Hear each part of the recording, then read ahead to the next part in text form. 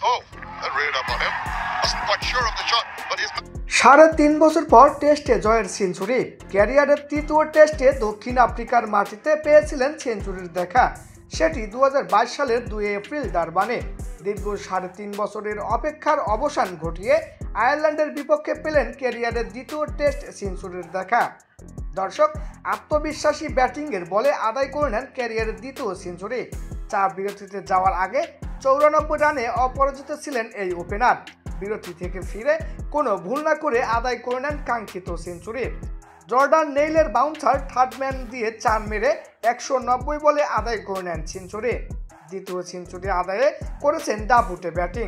সফরকারী আয়ারল্যান্ডের বোলারদের শাসন করেছেন বেশ, তবে নেননি কোনো প্রকার ঝুঁকি।